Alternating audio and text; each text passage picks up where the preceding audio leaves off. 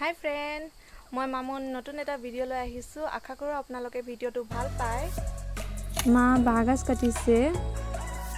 আজি দুপৰীয়া বাঁহগাজ ভাজি খোৱা হ'ব আৰু অলপমান টেঙা কৰিব। মায়ে পূৰা চাফা কৰি আছে। মই বাঁহগাজ ভাজি খাই বহুত ভাল পাওঁ। আপোনালোকে যদি ভাল পায় তেনে কমেণ্ট কৰি জনাব। আজি আমি বাঁহগজালি চাফা কৰিছোঁ। অলপমান বাঁহগজালি বইল কৰি ভাজিব লাগিব আৰু অলপমান টেঙা বনাব লাগিব।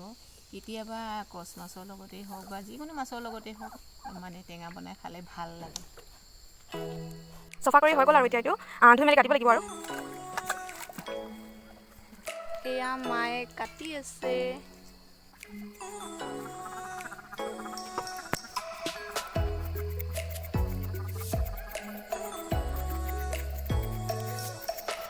টেঙা কৰিবলৈ গিলাচেৰে সৰু সৰু কৰিছে। বাঁহগজালি গামলাত লৈ গিলাচৰ পৰা গুড়ি কৰিলে সোনকালে হয় আৰু সেইটো কাৰণে মই গিলাচেৰে গুড়ি কৰোঁ। ঢেকীয়া আৰু কলমৌ শাকৰ লগত মায়ে বাঁহগজালিখিনি ভাজিছে। চিম্পলকৈ বনোৱা হৈছে। পিঁয়াজ আৰু জলকীয়া অকল দিছে, বেলেগ মছলাবোৰ দিয়া নাই। এইটো পুৰণা টেঙা কৰি থোৱা হৈছিলে, ইয়াত পিঁয়াজ আৰু জলকীয়া দি চাটনি কৰিলোঁ।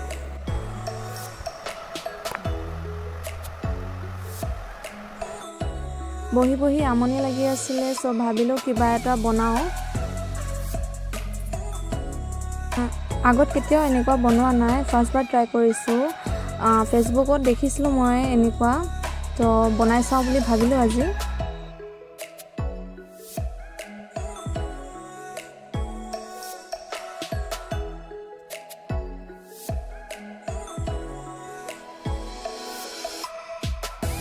এতিয়া নকওঁ যে মই কি বনাইছোঁ, চাই থাকক আপোনালোকে, শেষত গম পাব। ভিডিঅ'টো স্কিপ নকৰাকৈ শেষলৈকে চাই থাকক।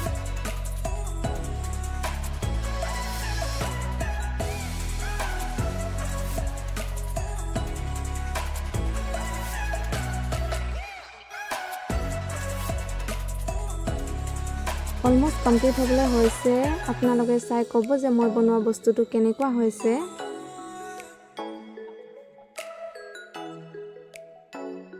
এইটো কমপ্লিট হৈ গ'ল। আজিৰ ভিডিঅ'টো ইয়াতে শেষ কৰোঁ। যদি ভিডিঅ'টো চাই ভাল পাইছে তেনে লাইক, কমেণ্ট, শ্বেয়াৰ, ছাবস্ক্ৰাইব কৰি দিব। Thank U.